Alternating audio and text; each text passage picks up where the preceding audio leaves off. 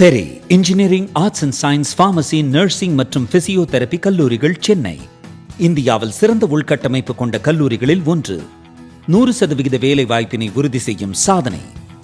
ஆயிரக்கணக்கான பிற கல்லூரி மாணவர்களுக்கும் வேலை தந்த பெருமை. பெரி, எங்கள் கண்களில் உங்கள் கனவுகள். தினம்தோறும் விளக்கேற்ற நல்ல எண்ணெய், இதயம் நல்லெண்ணெய். சாணக்கிய நேயர்களுக்கு வணக்கம். இது 7 சென்ஸ். தமிழக வெற்றி கழகத்தினுடைய 3ஆம் ஆண்டு தொடக்க விழா நடந்து முடிந்திருக்கிறது. வழக்கமாக நிர்வாகிகள் பேசுவது மட்டுமல்லாமல் இந்த வட்டம் நிர்வாகிகள் யாரும் பேசலை. தமிழரங்கம், கருத்தரங்கம், இப்படி பல்வேறு நிகழ்ச்சிகள் நடத்தப்பட்டு விழா முடிந்திருக்கிறது. இதில் கட்சியின் தலைவர் விஜய் அவர்களுடைய பேச்சு பல புதிய கேள்விகளை எழுப்பியிருக்கிறது. இது குறித்து நம்மிடம் கருத்துக்களை பகிர்ந்து கொள்ள நமது ஆசிரியர் நம்மிடம் இணைந்துள்ளார். வணக்கம் சார். தாவேக்காவுடைய 3வது ஆண்டு தொடக்க விழா சிம்பிளாக நடத்தி முடித்திருக்கிறார்கள். இதனுடைய ஃபஸ்ட்டு இம்ப்ரெஷன் என்ன? நீங்கள் சொன்ன சிம்பிளாக நடத்தி முடிக்க வேண்டிய அவசியம் என்ன அப்படிங்கிற ஒரு கேள்வி. ஏன் ஒரு உள்ளரங்க கூட்டமாக ஏன் நடக்கணும்? மனிதனையை மன்னிக்கணும். மக்கள் நீதி மையம் கட்சி தான் அவங்களுடைய பொதுக்குழு செயற்குழு எல்லாம் அவங்க கமல்ஹாசன் சாருடைய ஸ்டூடியோலேயே முடிச்சிடுறாங்க. கமல்ஹாசன் சார் அவருடைய ஆஃபீஸில் ஒரு நல்ல ஸ்டூடியோ வச்சுருக்காரு. அவருடைய இந்த மக்கள் நீதி மையத்துடைய செயற்குழு கூட்டம் நடந்தது அப்படின்றாங்க. டபக்குன்னு உள்ளே போய் எட்டி பார்த்தா அது அவருடைய ஸ்டூடியோ. அது ஒரு 10 பேர் உட்காந்து படம் பார்க்குற இடம். அது சார் பார்ப்பார். அந்த இடத்துக்கு கூட்டம் நடந்திருக்கு. அது மாதிரி உள்ளரங்கு கூட்டம் நடத்த வேண்டிய அவசியம் என்ன அப்படிங்கிற ஒரு கேள்வி வருது. அப்போ பெரிய அளவில் திருச்சியிலையோ திருநெல்வேலியிலையோ இங்கே நடத்திருக்கலாமே, ஏன் நடத்தலை அப்படிங்கிற கேள்வி வருது. சிம்பிளாக நடத்துனாங்க, சிம்பிளிசிட்டி தான் எங்களுக்கு முக்கியம் அப்படின்னாங்க. சந்தோஷம் தான். வழக்கமாக அவர்கள் மாமல்லபுரத்தில் ஒரு 5 ஸ்டார் ஹோட்டலில் பண்ணுவாங்க. அங்கே இன்றைக்கி முதல்வர்களுடைய நிகழ்ச்சி இருந்தது. அதாவது அது கூட ஒரு காரணமாக இருக்கும்.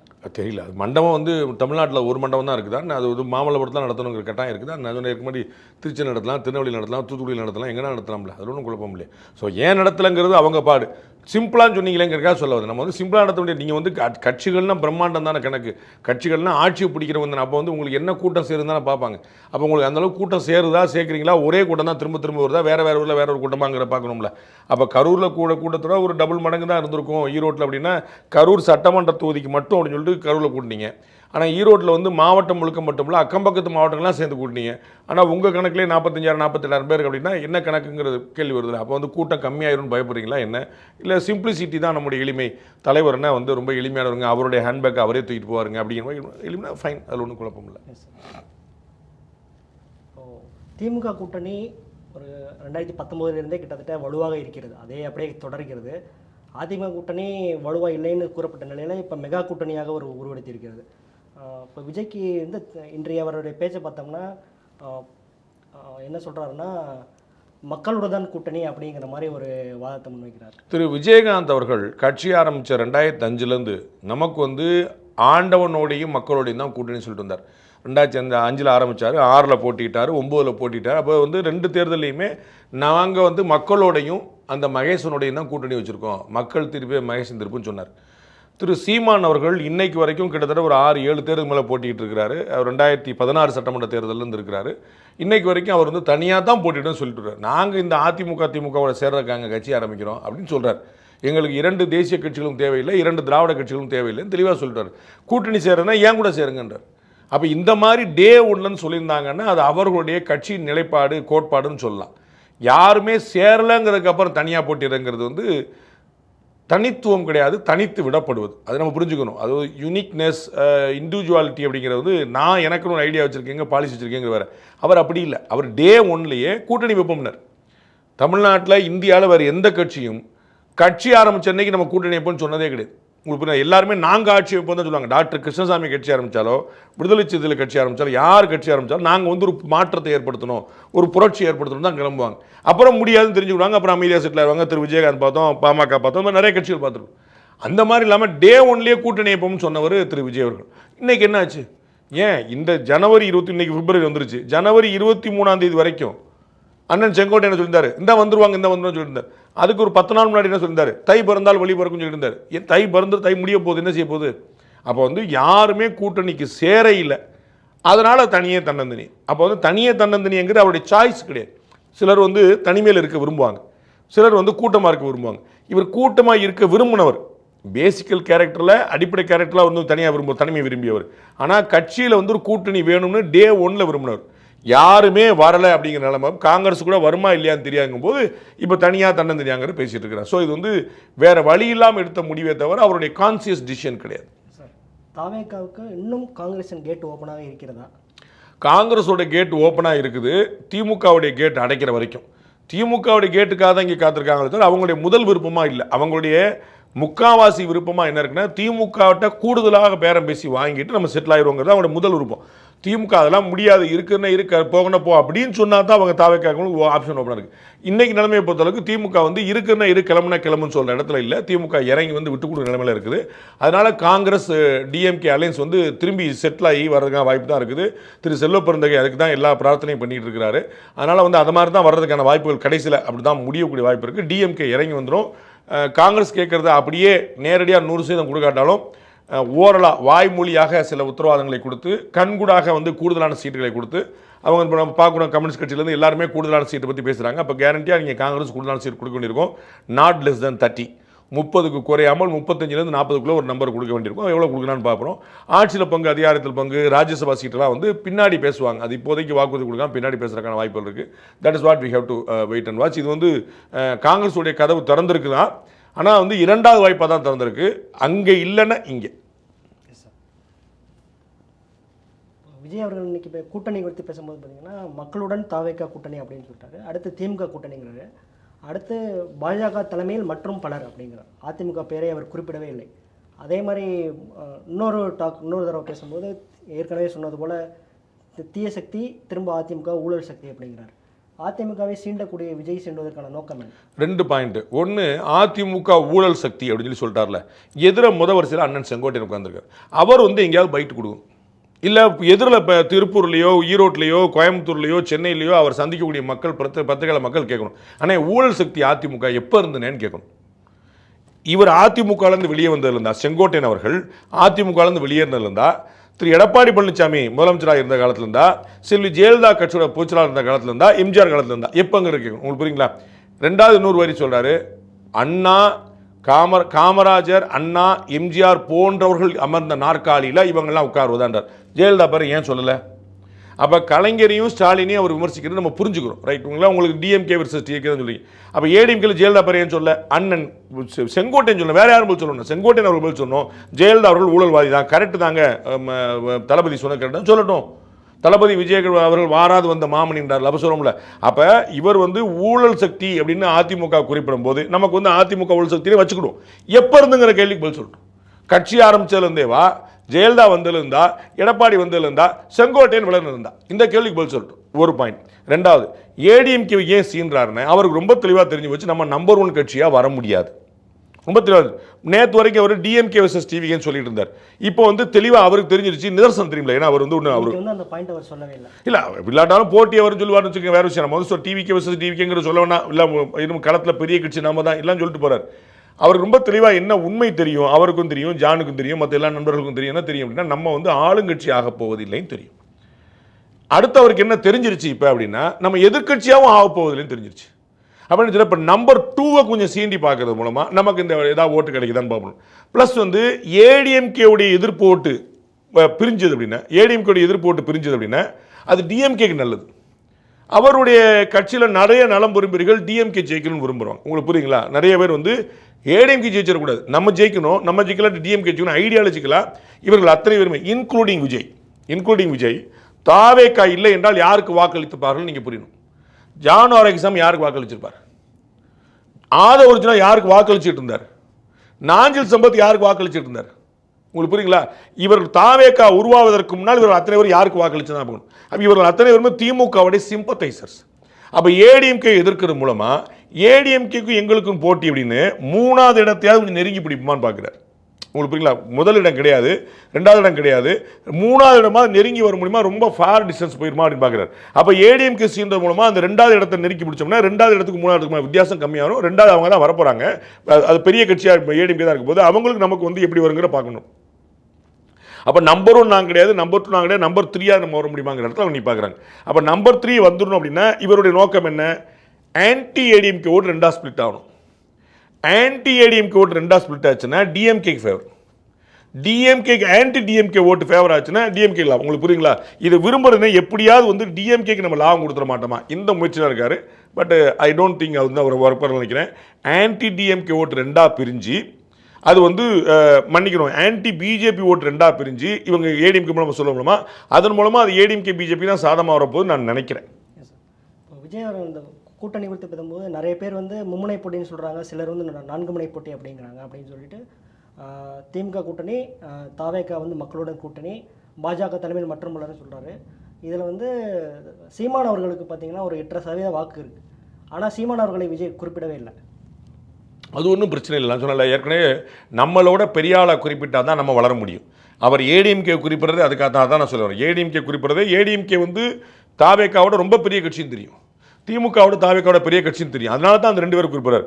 நாம் தமிழரை முந்திருவோம் அப்படின்னு நம்புறாரு. அதனால அவர் குறிப்பிடாமல் இருக்கிறது சரிதான். நாம் தமிழர் வந்து திமுக விமர்சிக்கும், திமுக மோடியை விமர்சிக்கும். உங்களுக்கு புரியுங்களா? ஸோ தன்னை விட பெரியவர்களை விமர்சிப்பது மூலமாக தன்னுடைய கட்சியை பலவாய்ந்த கட்சி மூலம் காட்டிக்கிற முயற்சி. அதனால தான் அப்படி பண்ணுறாரு. ஏடிஎம்கே அவர் கேலி பண்ணுறது, அதெல்லாம் ஒரு கட்சி அங்கே நம்ம பெரிய மாட்டு அப்படி கேலி பண்ணி அப்படி ஜாலியாக இருக்கிறாராம், அவர் ஹாப்பியாக இருக்கிறாமா. அவர் ஏடிஎம்கேவோட பெரிய அளவில் பின்னாடி போவாருங்கிறது அவருக்கே தெரியும். இந்த வாக்கு சதவீதம் வாங்கும்போது அவருக்கு வந்து நிஜமாக தெரிஞ்சிடும். சிவராஜ் சித்த வைத்தியசாலை ஹொசூர் கிளை தினசரி காலை 7 மணி முதல் இரவு 8 மணி வரை மருத்துவரை சந்தித்து ஆலோசனை பெறலாம். தொடர்புக்கு 8110803500. இன்னொரு விஷயத்தையும் குறிப்பிடுறாரு. சுமார் ஒரு 2 ஆண்டுகளுக்கு முன்னாடி முதல்வர் ஸ்டாலின் அவர்கள் ஒரு நிகழ்ச்சியில் பேசும்போது திமுக அமைச்சர்கள் அவர்களுடைய செயல்பாடுகளே பார்த்து நைட்டில் எனக்கு தூக்கம் வர மாட்டேங்குது அப்படின்னு சொன்னாருன்னு சொல்லிட்டு அவங்க சொல்கிறாரு. இப்போ இன்றைக்கி இருக்கிற நிலைமைக்கு முதல்வர் ஸ்டாலின் அவர்களுக்கு இரவில் தூக்கத்தில் அவரை எழுப்பி கேட்டோம்னா நானே விசில் சின்னத்தில் தான் ஓட்டு போடுவேன் அப்படின்னு சொல்கிறாருன்னு சொல்லிட்டு விஜய் அவர்கள் குறிப்பிடுறார். அப்போ வந்து ஒரு நாள் முதலமைச்சர் என்ன சொன்னார்? அமைச்சர் அவருடைய பேச்சு செயல்பாடுகளின் காரணமாக எனக்கு தூக்கமே வருவதில்லைன்னார். இப்போ நல்லா தூங்குறாருன்னு நினைக்கிறது மூலமாக திரு விஜய் அவர்கள் தமிழ்நாட்டில் நல்லாட்சி நடக்குதுன்னு சொல்கிறாரா? அமைச்சர் பெருமக்கள்லாம் நல்லபடியாக எந்த பிரச்சனையும் இல்லாமல் சுமூகமாக சரியாக ஆட்சி நடத்துகிறாங்கன்னு ஒத்துக்கிறாரா? அதன் மூலமாக திமுக தலைவர் தமிழக முதலமைச்சர் நிம்மதியாக தூங்குறாருன்னு சொல்கிறாரா? அப்போ வந்து நிம்மதியாக தூங்கும்போது 2 வருஷம் முன்னாடி ஏன் தூங்கலன்னு சொன்னார்ல, எனக்கு உடம்பு முடியலன்னு தூங்கலன்னு சொல்ல அவர் வந்து ரொம்ப தெளிவாக சொன்னார். இவர்களுடைய செயல்பாடுனாலும் சொன்னார். அப்போ அதெல்லாம் சரியாக போயிடுச்சுங்கிறத திரு விஜய் ஒத்துக்கிறாரா? இது வந்து முதல் கேள்வி. 2வது கேள்வி, அவர் வந்து திரு ஸ்டாலின் அவர்கள் வந்து விசிலுக்கு ஓட்டு போடணும்னு சொல்லி சொன்னார்னே, திரு விஜய் அவர்கள் நேற்று வரைக்கும் யாருக்கு ஓட்டு போட்டு தான் சொல்லட்டும். இப்போ நான் மற்றவங்க பேர்லாம் சொன்னேன். இப்போ திரு விஜய் அவர்களே கேட்குறேன், தாவேக்காவுக்கு முன்னாடி விஜய் அவர்கள் யாருக்கு வாக்களிச்சிருந்தார்? நீங்கள் கருப்பு சோப்பு சைக்கிளில் வந்தார், எதுக்கு வந்தார்? ஓட்டு போடுற அன்னைக்கு, வாக்கு பதிவு அன்னைக்கு வந்து கருப்பு சோப்பு சைக்கிள் எதுக்கு வந்தார்? அந்த கருப்பு சோப்பு சைக்கிளில் வந்தது மூலமாக ஒரு செய்தி சொன்னோம்னு ஆதவர்ஜுனா பதிவு பண்ணார், எதுக்கு பண்ணார்? அப்போ நீங்களே நேற்று வரைக்கும் டிஎம்கே தான் ஓட்டு போட்டுட்டு இருந்தீங்க. அப்போ அவர் எப்படி? திரு முதலமைச்சர் திரு ஸ்டாலின் அவர்கள் தூக்கத்தில் எந்திரிச்சு விசில்பார், நீங்கள் தெளிவாக இருக்கும்போது உதவி செய்யிருந்தான்னு சொல்லுவீங்க. அப்படி தானே போட்டீங்க, மறுக்க முடியுமா? சர்க்காரில் உங்களுக்கு ஏடிஎம்கே தானே பிரச்சனை வந்துச்சு, தலைவால உங்களுக்கு ஏடிஎம்கே தானே பிரச்சனை வந்துச்சு. அப்போ உங்களுடைய ஃபேவரட் பார்ட்டியாக உங்களுக்கும் உங்கள் அப்பாவுக்கு எல்லாருக்குமே வந்து டிஎம்கே தானே இருந்துச்சு. அதை யாராவது மறுக்க முடியுமா?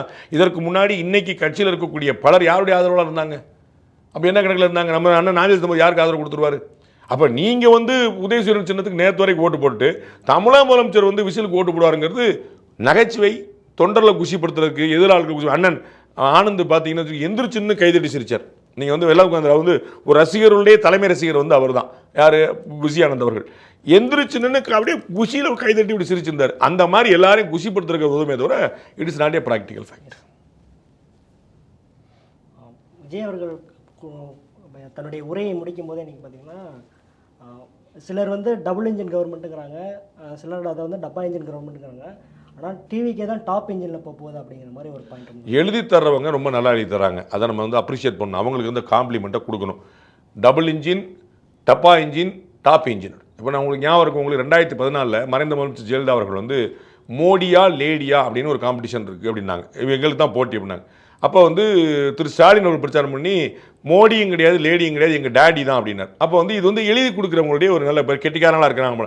அதை மாதிரி திரு விஜய்க்கு எழுதி கொடுக்குறவங்க கேட்டீங்கன்னா அவர் பிரிண்ட் அவுட் எடுத்து வச்சிருக்காரு, நீங்கள் பார்த்துருப்பீங்க. பிரிண்ட் அவுட் எடுத்துட்டு பக்கமாக மாற்றி வச்சு தான் பேசினார். அது வந்து நல்லா ரொம்ப செல்ஃப் கான்ஃபிடென்ட் ரொம்ப பேசினார். நல்லா டெலிவரி ரொம்ப பியூட்டிஃபுல்லாக இருந்துச்சு, நேச்சுரலாக இருந்துச்சு, நடிப்பாக இல்லாமல் அவருக்கு வந்து அந்த ஃப்ளோ அண்ட் கான்ஃபிடன்ஸ் லெவலில் நல்லா கூடியிருக்கு பேசுகிறதுல. ஸோ அதை வந்து நம்ம பார்க்குறோம். ஆனால் வந்து டபுள் இன்ஜின் வந்து எவ்வளோ ஸ்ட்ராங்காக இருக்குன்னு தெரியும். தமிழ்நாட்டில் இன்றைக்கி புள்ளி விவரப்படி நம்பர் 1 கட்சி அதிமுக, ஆட்சியில் இருக்கக்கூடிய கட்சி திமுக. இந்த 2க்கு பக்கத்தில் இல்லாத கட்சி தாவேக்கா. அவ்வளோதான். தாவேக்கா நல்ல வாக்குகளை வாங்கும். டபுள் இன்ஜின் வந்து அட்வான்டேஜ் எடுத்துகிட்டே இருக்குது. தற்போது இருக்கக்கூடிய ஆட்சியில் இருக்கக்கூடிய இன்ஜின் வந்து அவங்களுக்கு வந்து பொலிட்டிக்கல் பார்ட்டிக்கே இருக்கக்கூடிய அட்வான்டேஜ், ரூலிங் பார்ட்டிக்கே இருக்கக்கூடிய அட்வான்டேஜ் அவங்களுக்கு இருக்குது. ஸோ இந்த 2 அட்வான்டேஜ் தாண்டி அவர் வர்றதுக்கான வாய்ப்பு இல்லை. டாப் இன்ஜின்ங்கிறது வந்து முதல்ல இன்ஜின் இருக்கான்னு பார்க்கணும், அதுக்கப்புறம் தான் டாப் இன்ஜினாக பார்க்கணும். ஏன்னா இயக்கிறதுக்கு அங்கே வந்து விஜய் அவர்களுடைய முகம் தவிர இயக்கிறதுக்கு ஒன்றுமே இல்லை, அப்படி பார்க்க முடியாது. நீங்கள் ஏடிஎம்கேல பாருங்கள், திரு எடப்பாடி பழனிசாமி ஆரம்பித்து நீங்கள் வந்து தலவாய் சுந்தரம் வரைக்கும் நீங்கள் வந்து தமிழ்நாடு முழுக்க ஆள் இருக்கிறாங்க. டிஎம்கேல வச்சுக்கோங்க, திரு ஸ்டாலினில் ஆரம்பிச்சுட்டு கீதா ஜீவன் வரைக்கும் தமிழ்நாடு முழுக்க ஆள் வச்சிருக்காங்க. அதை மாதிரி இவர் தமிழ்நாடு முழுக்க ஒரு 4 பேரை சொல்லட்டும், அவர் கூட நிற்கிற 4 பேரே இவங்க வந்த பிறகு தான் தெரியும். திரு நாஞ்சில் சம்பத் வந்து அரசியலுடைய ஓய்வு பெற்ற காலத்தில் இருந்தார். திரு ஆதவர்ஜனாவை திருமாவளவன் கூட இருந்த பிறகு அது கூட சண்டை மச்சரை போட்டு கடைசியில் புஸ்தக வெளியீடு சமாச்சாரம் 4 பேருக்கு தெரியும். சிடி நிலவரக்குமார் எவ்வளோ பேருக்கு தெரியும், அவங்க ஐடியில் பயங்கரமாக ஸ்ட்ராங்காக ஒர்க் பண்ணக்கூடிய. ஆனால் வெளி உலகத்தை எவ்வளோ தெரியும். அண்ணன் செங்கோட்டையன் இப்போ போய் சேர்ந்த பிறகு தான் உள்ள கணக்கில் இருக்குது. அப்போ யாரை வந்து அவங்களுக்கு 4 பேர் தெரியும் நீங்கள் சொல்லுங்கள். அப்போ தமிழ்நாட்டில் திமுகவும் அதிமுகவும் தமிழ்நாடு முழுக்க தலைவர்களை கொண்டிருக்கக்கூடிய கட்சி, தொண்டர்களை கொண்டிருக்கக்கூடிய கட்சி. இவருக்கு வந்து இப்போ தான் ரீசெண்டாக தொண்டர்களாக கன்வெர்ட் ஆன ரசிகர்கள் இருக்கிறாங்க. அது நல்ல பேஸ், அது ரொம்ப ஸ்ட்ராங்கான பேஸ். தமிழ்நாட்டில் இதுவரைக்கும் அதிமுக திமுக தவிர்த்து வேறு எந்த கட்சிக்குமே இல்லாத ஒரு base, which has to be appreciated, no doubt. But அதனால வந்து நாங்கள் தான் டாப் என்ஜின்ங்கிறது தொண்டர்களை வந்து இன்னொரு முறை விசில் அடிக்கிறதுக்கு உதவும். இன்னொரு டயலாக் அண்ணன் பின்னிட்டாரு, டபுள் என்ஜின், தப்பா என்ஜின், டாப் என்ஜின் நல்லா இருக்கு. திருக்குறள் திரும்ப சொல்ல சொன்னார்ல, ஏன்னா அந்த திருக்குறள் சொல்லுங்க திரும்ப ஒன்று சுமார் 3 தடவை கேட்டாங்க. அவருக்கே பயம் வந்துருச்சு. சில படத்தில் என்ன ஆகும் அப்படின்னா, என்னங்க நான் ஒரு கச்சேரி பாடிட்டு இருக்கேன், ஒன் சுமாராக கேட்டுருக்கேன்னு சொன்னோன்னே அவர் கடைசி கீழே கொஞ்சம் நீ கரெக்டாக பாடுற வரைக்கும் நான் ஒன் சுமார் கேட்பேன். அது மாதிரி வந்து அவருக்கே பயம் வந்துருச்சு திரு விஜய்க்கு, நம்ம ஏதாவது தப்பாக சொல்லிட்டோமா அப்படின்னு சொல்லிட்டு ஒரு தடவை சொன்னார். அப்புறம் தான் கரெக்டாக சொல்லிட்டேன் இல்லைங்க அப்படின்னார். இன்னொரு ஒன் சுமார் திருப்பூருக்கு சொல்லிட்டார், நான் 2 தடவை சொல்லிட்டேங்க, உடவே எல்லாம் திருப்பி 3ஆவது சொன்ன அப்புறம் தான் விட்டாங்கன்னு வச்சுங்க, போன அப்புறம் விட்டாங்க. அதுக்கப்புறம் திருப்பி கேட்டுட்டு இருந்தாங்க, அவர் கொஞ்சம் ஓவர் ரூல் பண்ணி போயிட்டாருன்னு வச்சுங்க. அந்த மாதிரி ஒரு இப்போ தான் ரீசெண்டாக தான் தொண்டர்களாக கன்வெர்ட் ஆகியிருக்கிறாங்க ரசிகர்கள்.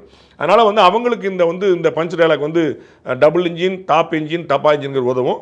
பட் ப்ராக்டிக்கலாக அந்த இன்ஜினே திரு விஜய் தவிர வேறு தான் இருக்காங்கிற ஒரு கேள்வி தான்.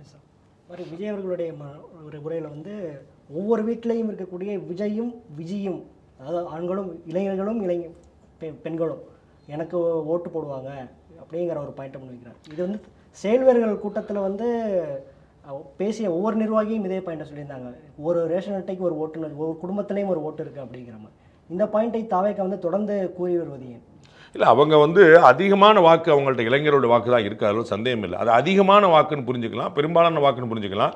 ஒட்டுமொத்த இளைஞர்கள் வாக்குன்னு நீங்கள் புரிஞ்சிக்க முடியாது. நீங்கள் வந்து ஒட்டுமொத்த இளைஞர்களே இன்றைக்கி வந்து ஒரு 1.5 கோடி ஓட்டு இருக்கும். நீங்கள் 40 வயசு கீழே வச்சிங்கன்னா ஒட்டுமொத்தமாக நீங்கள் அந்த ஓட்டு இருக்குன்னு வச்சுக்கோங்க. அதில் எல்லாருமே அவங்களுக்கு ஓட்டு போடுவாங்கன்னு நீங்கள் சொல்ல முடியாது. திரு உதயநிதி ஸ்டாலின் இளைஞர் இல்லையா, திரு அண்ணாமலை இளைஞர் இல்லையா, திரு உதயநிதி ஸ்டாலின் குடும்பத்தில் எல்லாம் தாவேக்கா ஓட்டு போடுவாங்களா, திரு அண்ணாமலை குடும்பத்தில் எல்லாம் தாவேக்கா ஓட்டு போடுவாங்களா? அப்போ இளைஞர்கள் வந்து அண்ணன் நாம் தமிழரில் வந்து எல்லா இளைஞர்கள் வந்து ஓட்டு போட்டு போகிறாங்களா? அவங்களுக்கு 8% ஓட்டு இல்லையா? அப்போ தாவேக்காவுடைய ஓட்டு வங்கியில் அதிகம் பேர் இளைஞர்கள். தமிழ்நாட்டில் உள்ள இளைஞர்கள் அத்தனை பேருமே தாவேக்காட்ட இருக்காங்கன்னு அர்த்தம் கிடையாது. அந்த வித்தியாசத்தை புரிஞ்சுக்கணும். தாவேக்காட்ட இருக்கிறவங்க நிறைய பேர் யங்ஸ்டர்ஸ், ஆமாம், விச் இஸ் எ ஃபேக்ட், அதை மறுக்கிறதுக்கே இல்லை. நான் பல முறை ஃபன்னாக சொன்னேன், அதுக்கப்புறம் 2 மூத்தோர்லாம் பார்த்து போட்டேன். நான் பல முறை சொன்னேன், அந்த தாவேக்கா கட்சியிலே அண்ணன் விஜய் தான் வயசானவர் பரபலத்திருந்தேன். அப்புறம் தான் செங்கோட்டையனையும் ஆனந்தையும் எல்லாரையும் நாஞ்சில் சம்பத் போன்ற மூத்தோர்லாம் பிடிச்சி வச்சுக்கிட்டாருன்னு வச்சுக்கோங்க. சரி, நம்ம எல்லாம் அப்படி பேச போகிறாங்க அப்படின்ட்டு. நிறைய இளைஞர்களோட ஆதரவு இருக்குது, நோ டவுட். எல்லா இளைஞர்களோட ஆதரவும் இல்லை, அது which is not a fact. Whistle ப்ளோயராக மாறுமா தாவேக்கா? விசில் ப்ளோயராக மாற வாய்ப்பு இருக்குது, அதை நம்ம மறுக்கிறதில்ல. விசில் ப்ளோயர் வந்து கிங்காக மாற வாய்ப்பு இல்லை. அவர் வந்து ஒரு தனியார் தொலைக்காட்சி பேட்டில் நான் கிங் மேக்கர் கிடையாது, கிங் அப்படின்னு சொல்லி சொன்னார்.